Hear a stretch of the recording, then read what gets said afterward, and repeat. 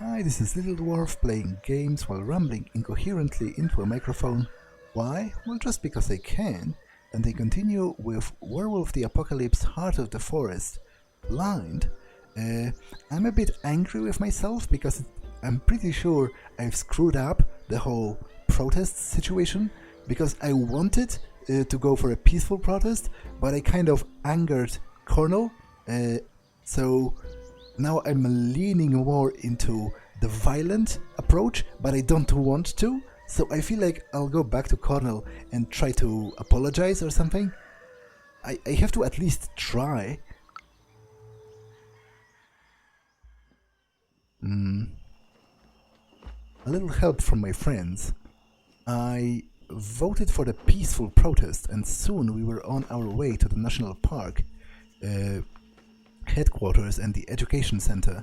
We had some banners to install. If this is supposed to be a peaceful protest, maybe she can tag along, although I'm kind of afraid about her getting hurt, but I guess if I had that mindset, I wouldn't take her with me ever, because this is a World of Darkness werewolf game. It says here, the forest is the enemy of the Puszcza, which is an interesting way to frame it. I guess it harkens back to the distinction between Las, the forest, and the Puszcza, primeval forest. So basically what this banner is trying to say, I guess, is that treating the Puszcza as just a forest is wrong, that it's something more. Anya tagged along. This is so exciting. I've never done anything so illegal. Soon we were there. As we were on our way, I realized that in reality, my methods were much more peaceful than my words had been. I shrugged. You live and you learn. The national headquarters were located in something called the Palace Park. The name was historical. The name, like everything in Poland, was historical. Centuries ago, some king had his hunting lodge here, but now it was a mishmash of all the new buildings scattered around the park. Some were rough and bulky, made of stone and brick, while others were an extravaganza of wooden porches, lace-like shutters, and meticulously sculpted pillars. There was no one around, but the area was well lit. I looked around. I looked around once more. The moon was waxing gibbous, and I didn't see any stars in the sky. If you didn't count us, the park seemed really empty, dead even. Soon I remembered the church, located just next to the Palace Park gate. I could feel its dark silhouette. A dark silhouette looming in the darkness, waiting. We were ready. They spent the whole day painting the sign on a length of material sewn together from what looked like old sheets that were the shades of greyish-white. The dark green letters declared, "Wood is the enemy of the forest." Okay, that's interesting. That's an interesting translation, because that's not what this says. But I guess you couldn't, because the Puszcza doesn't have a good English translation. You couldn't translate this efficiently. This is quite good as well, because wood has a double meaning, right? Wood is essentially the forest, like it can be used as a synonym, but it also means, the processed wood, the material of wood that's used in industry and all that. So the material of wood is the enemy of the forest. It's a good translation, given the circumstances. Where do we hang it? Asked Daniel, who'd come equipped with a climbing gear.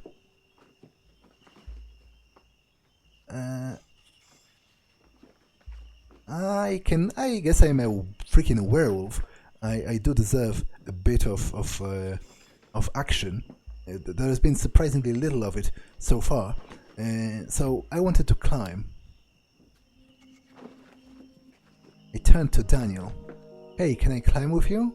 It doesn't matter, because hanging the banner is a waste of time, Olga said. The tone of her voice was challenging, and maybe I took the remark too personally.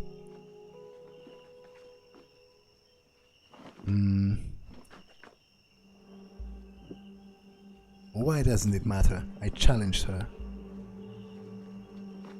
She liked that. Olga, we voted in favor of this plan, I reminded her. And if you're not okay with democracy, you're getting close to their point of view. She stared at me, incredulous, then laughed. Yes, we voted, and I'm here with you. It's a great banner, and I'm sure it will look good on the pictures published by a number of independent political blogs, she looked at Cornell. But it's stuck so deep into the overeducated ecological dispute that people won't get it and the loggers won't care. While Cornell was looking for an answer, Daniel turned to me. While they argue, I could use your help. I probably should be careful. It would be stupid if I broke my leg or died. Like, imagine that. You're a werewolf before your first change. So, because werewolves in the World of Darkness, they have incredible healing powers, but they only work after they change. So, imagine crippling yourself, like breaking your spine before your first change, just because you're trying to show off. So I tried to be cautious. I had no intention of breaking any bones, so I went up slowly and I measured the porch with my eyes, took a few steps back, moved my arms and legs, and I jumped a few times before I even started climbing. Daniel looked at me skeptically, standing on the roof. I kind of don't want to spend the last willpower point, but I also don't want to antagonize him because I feel like I've mismanaged this protest, enough, so I ignored him. I ignored him, jogging to the porch, and easily jumped the few feet necessary to get hold of an edge. I pulled myself up. Olga whistled from below. "Go, girl," she said. We proceeded to hang up the sign. Finally, we pulled the banner up. It's an important message. Anya looked up with a fire in her eyes. The world must know. I looked at the banner. I was proud of our work.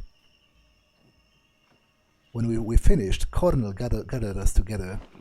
I was proud of what we'd accomplished, and I contributed to that.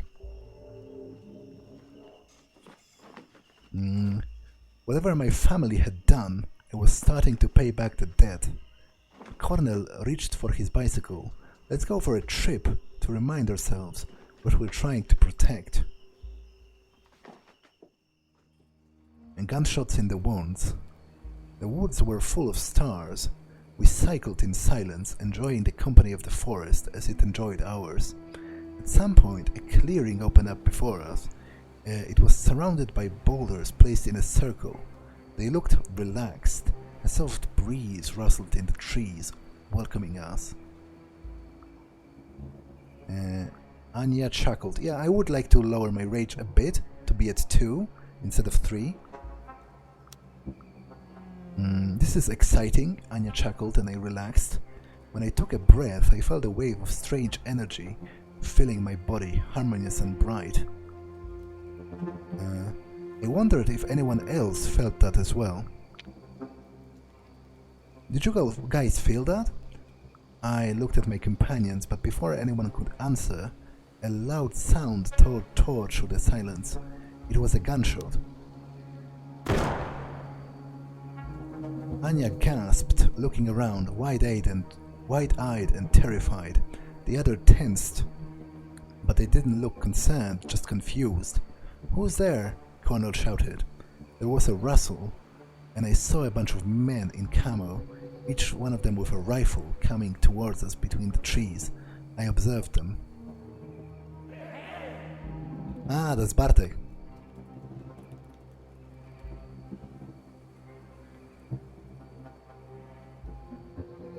I watched their angry steps and listened to the murmured curses. Suddenly, I noticed Bartek was with them. He winced when he saw me. Their leader weighed us up for a moment and finally focused on Cornel. This area is closed for the night, the huntsman said in Polish. There was contempt in his voice. There is a hunt going on and you are all trespassing. We have police officers here, so I would go home if I were you, unless you want to get arrested. This was a pile of hot bullshit. This guy reeked of guilt. I guess the Puszcza is sympathetic towards me, so maybe I can get some advice from the forest itself. I turned to the forest for advice.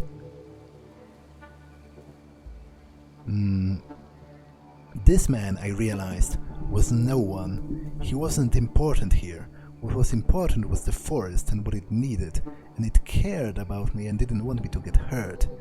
There would be other knights and other people to fight. But right then I felt that it wanted me to leave. Interesting. Into the night. I ran, my arm shielding my face, my skin slick with sweat and the darkness thick around me. I was holding Anya's hand, and we pushed blindly through the night. Something was chasing us. We'd left the shouts and gunshots long behind us, but we couldn't stop. Something was chasing us. Two silhouettes, one lean and the other bulky. I saw them in the corner of my eyes, and as they leaped forward. At first I thought they were people, but as they leapt, they got longer, smaller. I couldn't see clearly. It was dark, sweat was blinding me, and they were hiding behind the trees.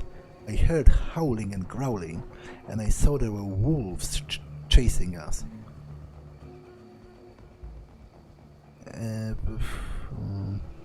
I am a werewolf. I feel like I could face them and establish some kind of a connection. But what about Anya, though? That is the question. Will they hurt her if she's just a human? I decided to face them. Let's do it. I stopped in the middle of the path and turned to face the animals. I had no chance of outrunning them anyway. "What are you doing?" whispered Anya, terrified. Oh. Okay, so that's kind of pointless. Like, I spent a point of willpower to confront them, but suddenly I have 0 willpower, so I cannot do anything. So I guess I would need 2 willpower points. Well, that's bad. I think I wanted to say something, but I was out of breath. I'd heard shots from the clearing, and there were 2 gigantic wolves hunting me. Overwhelmed, I shrieked at the top of my lungs. The wolves were closing in on me. I closed my eyes. Are they going to kill her? It would be...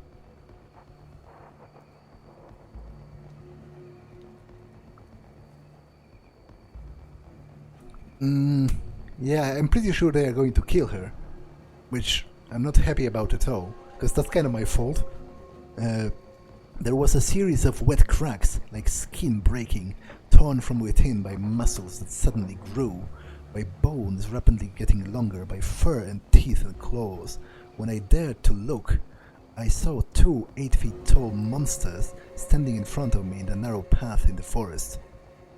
So those are basically 2 werewolves in their Krynos form? Well, fuck. And then there was only pain. If they hurt me, I don't really care. Although, that sounds pretty painful. But what I said, what I'm trying to say is, I would prefer to get hurt myself than I would for Anya to get hurt. The pain was unbearable. Nothing in my life had prepared me for this. I tried to stop the bleeding. Blinded by the blood in my eyes, I tried to assess the damage. My shoulder and chest burned. The flesh felt wrong and slippery under my fumbling fingers. Blood was pumping out through the broken skin at an alarming rate. I realized it was too late. Are they going to kill me? Like, judging from the state of my health, I'm literally going to die, right? I realized it was too late. The forest caught my fall with a bed of moss and twigs.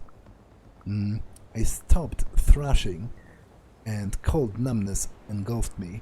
And I can't fight on any longer because I have 0 willpower, so I just gave up, and I'm pretty sure I'm going to die, right?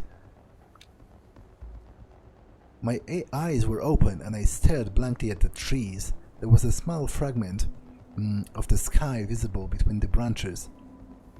The clouds moved, and there was light. The full moon. It looked different. Is this where I'm going to change? Huh. Because the first change, the werewolf first change, it often happens in like dramatic circumstances, either in combat or in like stressful situations where there's a lot of emotions. So it might be the moment. Luna in her full glory. The moon was a goddess and she noticed me. Get up, she said. I got up. I got up. I feel good. I know that I shouldn't, but I don't remember why. I don't care. What do I want to replenish? I guess willpower? My mind is clear. My mind is clearer than it has ever been before. I see the world in sharp contrasts of black and white, movement and stillness. I smell prey. I hear language in the hooting of owls, in the whistling of winds, in the snarling of wolves. I am what I was born to be. I stretch. My muscles are sore and cramped, so I stretch like I have never stretched before. My arms are longer, my legs are stronger, my heart is pumping, and I feel like I've spent my whole life packed into a box, and I've finally been set free, and I breathe. I take a breath and I feel my ribs and muscles move. The forest smells of blood and fear and excitement, and I'm happy. I laugh happily and the others' laughter joins me. We laugh and sing to the moon. Something stings me. I look around. Am I getting shot?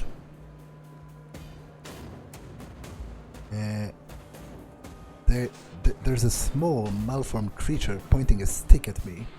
The stick blazes with fire and another sting. Yeah, right, so they are shooting at me. The creature is no threat to me, but its presence is annoying. Its smell almost sends me reeling, and I don't like being pricked.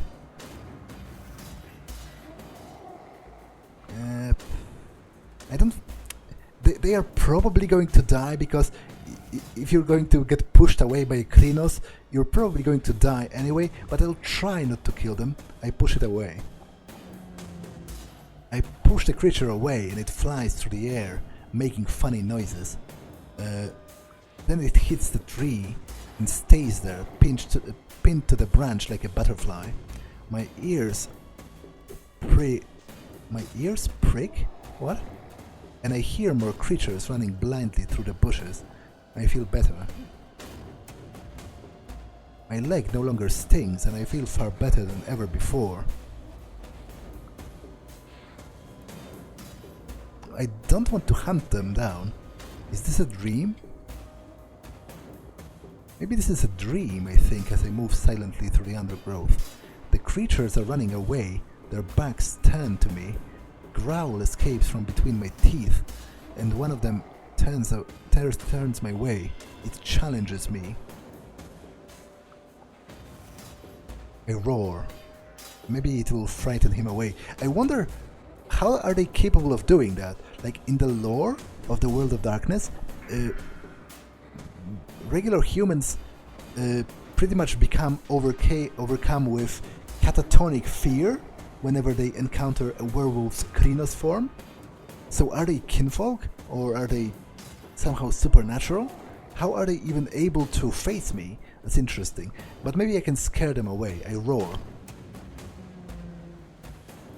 I roar and the creature falls down and curls into a ball. It smells of ammonia. Piercing light burns my eyes. I hear more creatures coming my way. They want to hurt me. To be honest, I don't really want to hurt them. It isn't a fair fight anyway. So I run away.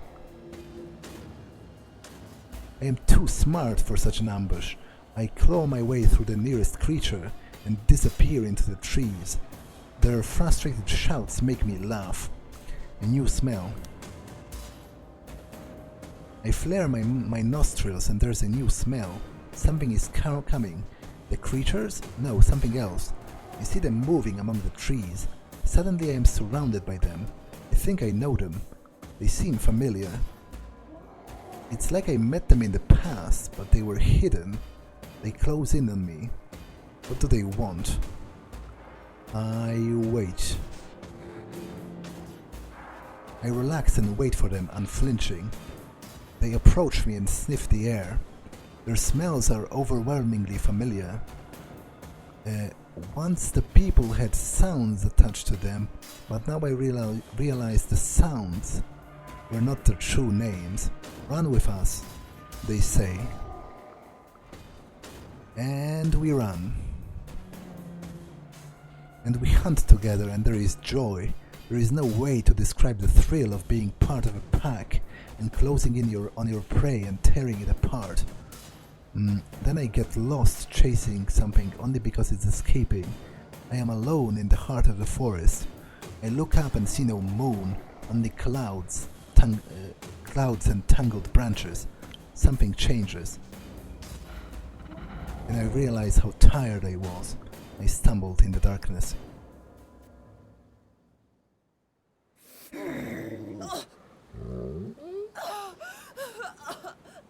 To be honest, I'm not happy with how it went.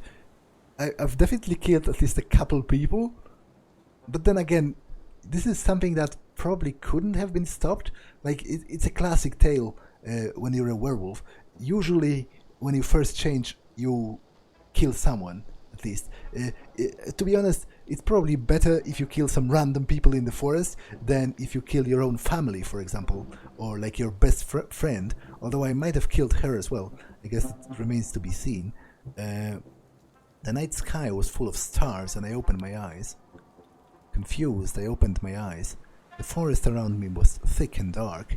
The tree trunks, wrapped tightly in dark-leaved ivy, were covered in the ripples of lichen, where the vines hadn't taken hold. The thorny, leafless bushes at their base were overrun with, nettles. The fungi radiated with ghoulish, sickly green light. Dark, sponge-like mushrooms clung to the fallen trees. Ah, this is from the dream, right? I've dreamed about this exact moment with this exact wording. Apparently nothing is okay, so something was wrong.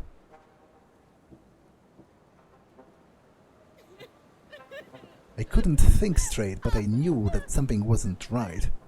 I looked down and I saw my hands covered in dark substance. I was naked. A sticky, glistening film of liquid was clinging to my skin. I could feel it on my face. In my hair, blood. Whose blood was this? Had I killed someone? Oh yes, I did. More than one person, in fact, I'm afraid. I knew what was coming. I remembered my dream and slowly lifted my eyes. There was a severed head in front of me. I cannot touch it this time. I felt sick.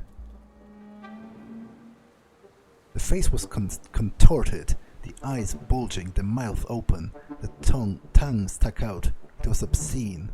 I doubled over, retching. Oh, is that Anya? No, wait, no, that's a man, clearly. I recognized that face. Freak. Okay, so she's...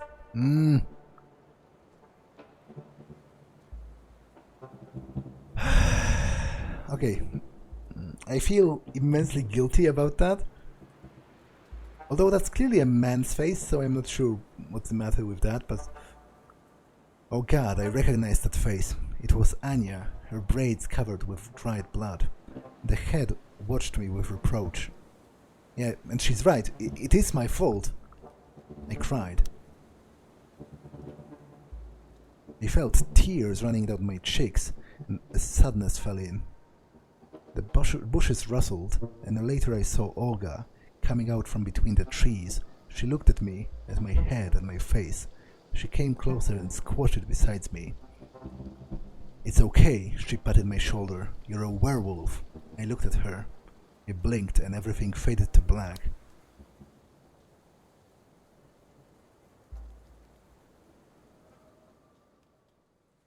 Yeah, I'm not at all happy with how it turned out. I feel like I'm mismanaging a lot of things. Lost in the Woods, Chapter 4.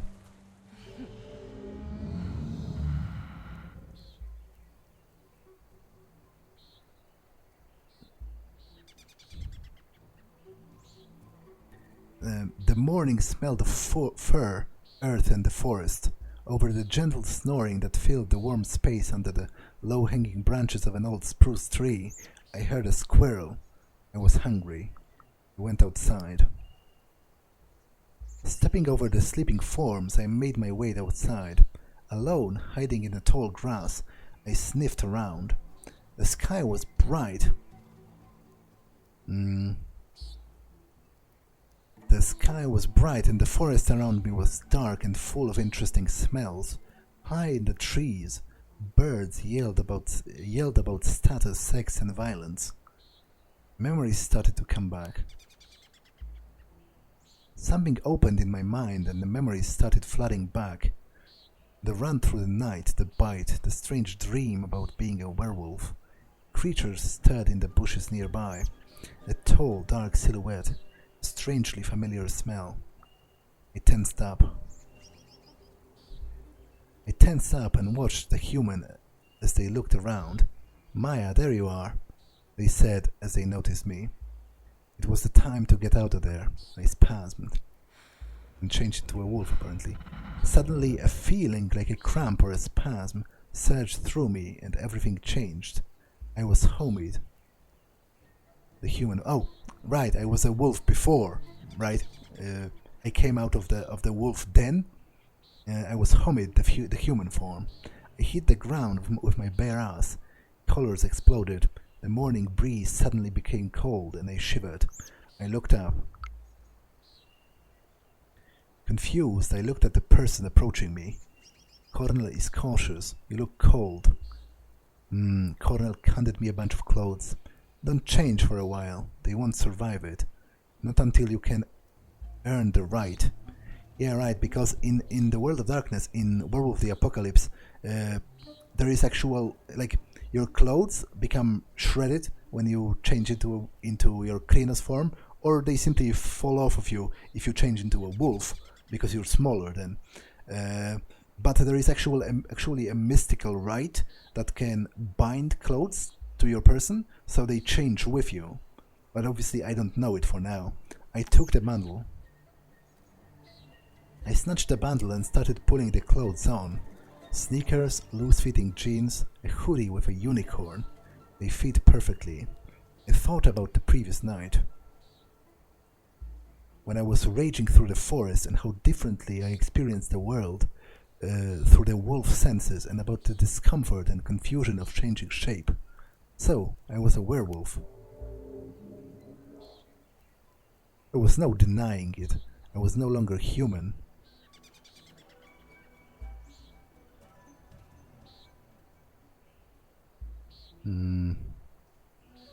Now, actually I do wonder, who did I kill? Was I in trouble with the law? Well, I killed her, at least, but...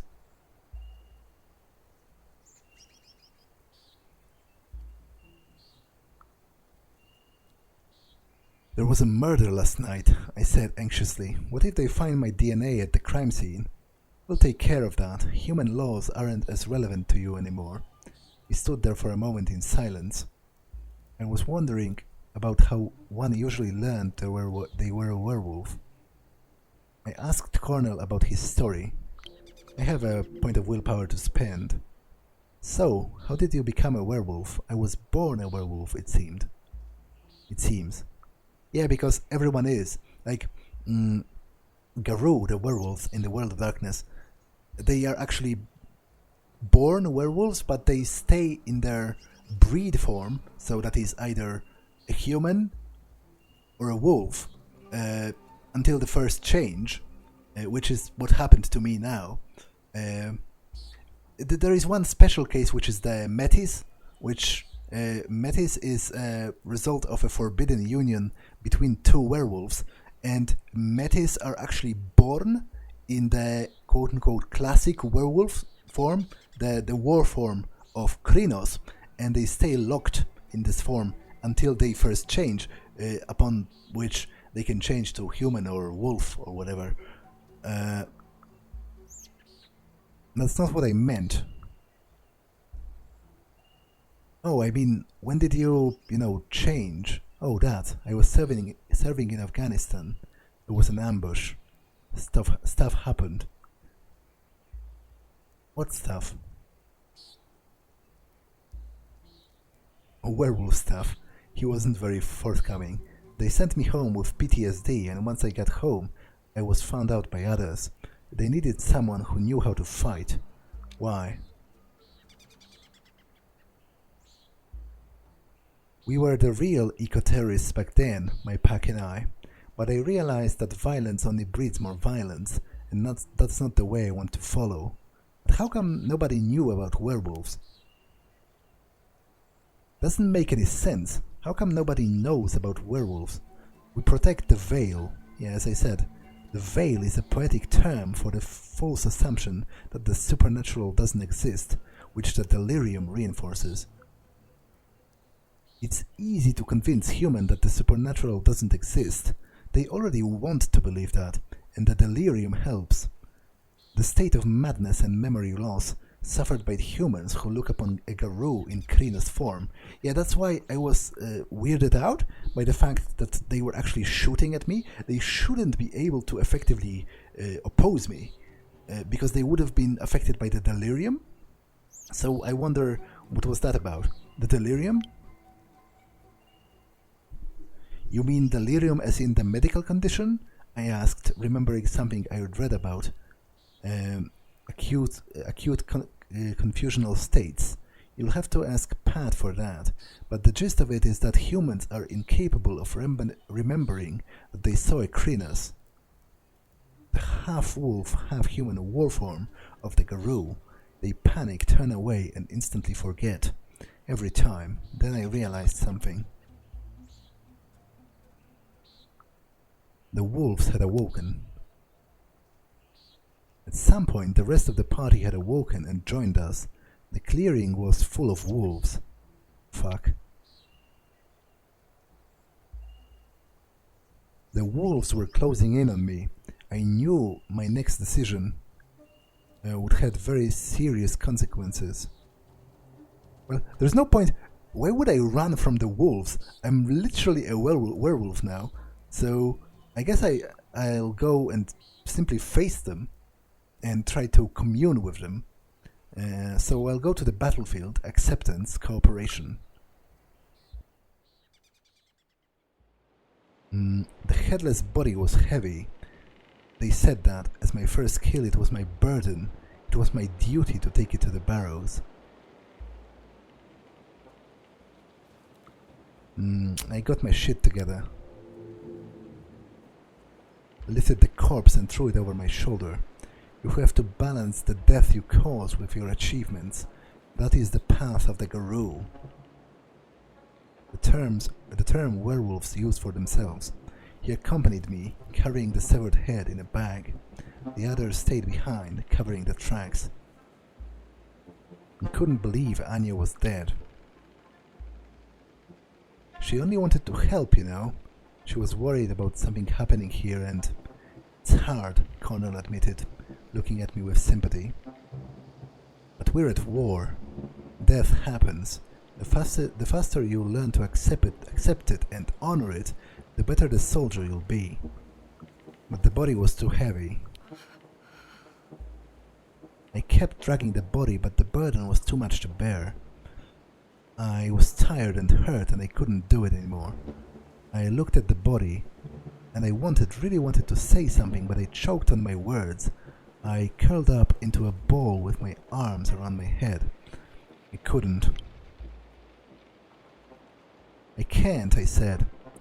And then it was the only thing I could say, louder and louder, until it became a shriek. I can't, I can't, I can't.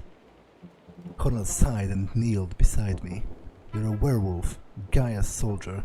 There's nothing you can't do. Get up. We have a world to save, and you have a legacy to fulfill and a debt to pay. Gaia, the earth, in both a physical and spiritual sense, the mother goddess. He was right.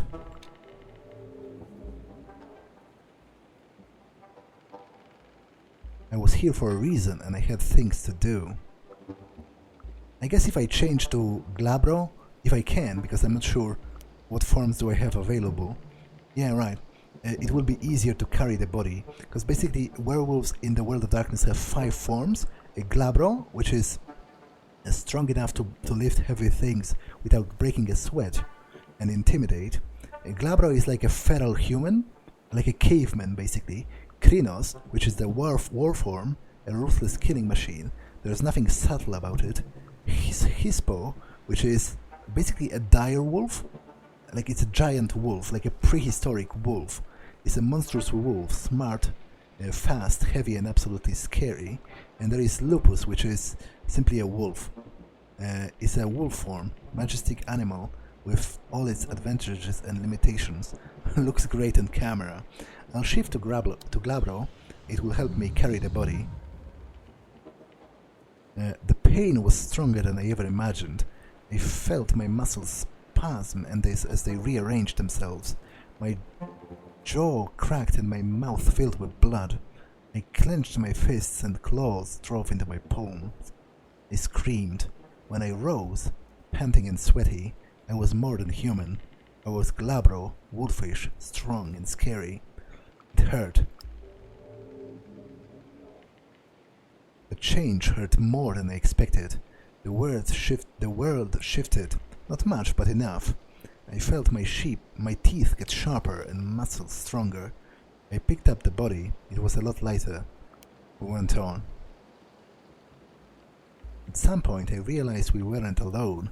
There were 2 shapes in the bushes. On either side of the road, animals, one big and grey, the other small, nimble and white. Ah, my companion smiled. I see you've noticed your patrons. A spirit joined to a pack or a tribe, representative of its inner nature. I remember them from my dreams, because it's the wolf and the weasel, right? Yeah, right, even here. Yeah, we know each other, I said, remembering my dream. We sort of met the other night. 2 animals stopped in front of me in the middle of the path. We came here to teach the cub, said the wolf. She smelled of ash and tears. Was I hallucinating? I couldn't believe what I saw, and it made no sense. I felt as if my brain was short-circuiting, trying to interpret the signals not meant for human senses. Was it really a wolf?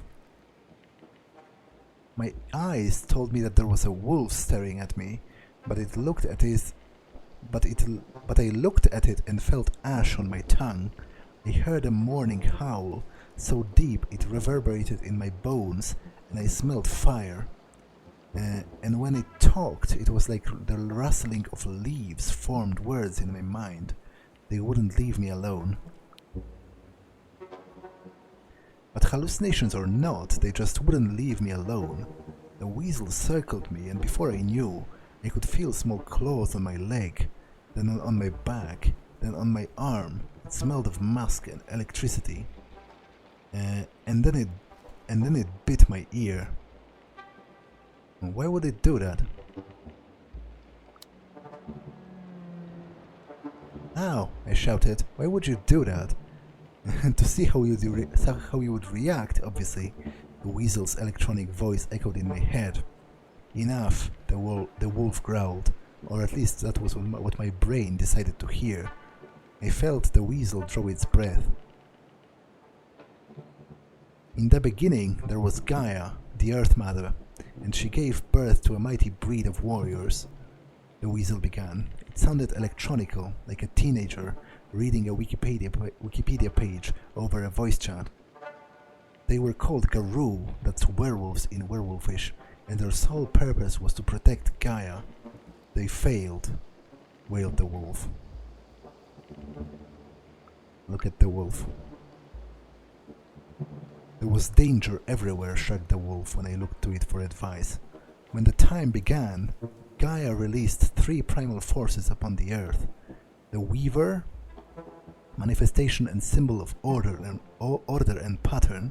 The Willed, manifestation and symbol of pure change, the chaos of transmutation and elemental force. And the Worm, the manifestation and symbol of evil, entropy and decay in the Garou belief. The Willed was the untamed life force and creation. The cold, ruthless Weaver gave structure to the world, and the Worm destroyed what needed to be destroyed, creating the balance. Now, it's probably easy to assume that werewolves are creatures of the Willed, but it's not entirely true, but it's a good enough first assumption.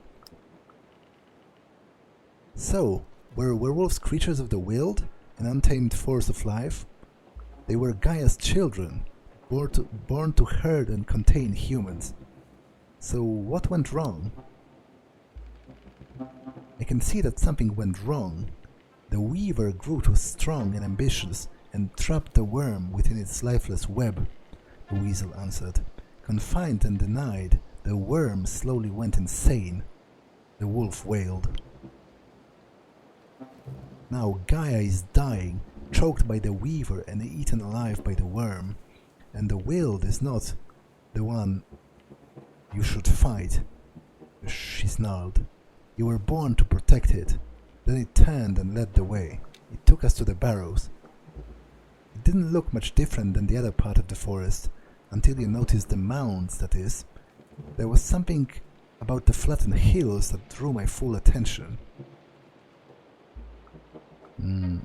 Will I have another one of those visions, maybe? I could remember... A memory stirred in my mind. It wasn't a memory. It was a feeling anchored in my chest, akin to a taste of ash in my mouth, and the smell of smoke. Longing, sadness, resignation. But there was more. A sense of scaredness. It fills me with a calm excitedness. And when I closed my eyes, I saw a fire burning in the dark. Colonel kneeled near one of the mounds and put his hand on it and whispered a few words. I saw the ground open slowly, like a mouth in the air. In the earth. I sighed. Let's do this. We put the hole in. We put the body in the hole. We took the severed head and the body I wrapped up in sheets and put them in the hole. It closed slowly, and I could swear I could hear the trees nearby sighing in anticipation. The wolf howled, and I could feel the hair on my hands rise. Welcome to your new life, the talking white weasel grinned. We have something else to show you. I had so many questions. I turned to Colonel. Finally, I had a moment alone with Colonel, and there were some things I wanted to discuss with him. What was it between him and Olga? How do you know Olga? I asked. She was in my pack, back in Berlin, and for a moment we fought the Worm together. But then we lost the battle, and she went back to Poland. I kept asking. What do you think about her? She leads the Sept as well as you can, but you know, sometimes I think she just wants revenge, not to solve the problems. He was holding something back. Sometimes I wonder whether she isn't, perhaps, just perhaps tainted by the worm. He sighed and fell silence. Enough talking, the white weasel grinned. We have much to do. So we ran.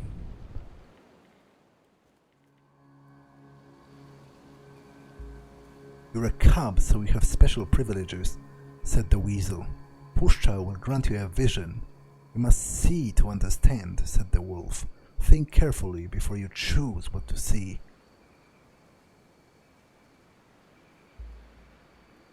And this is actually a perfect place to end the episode, so I'm going to do just that.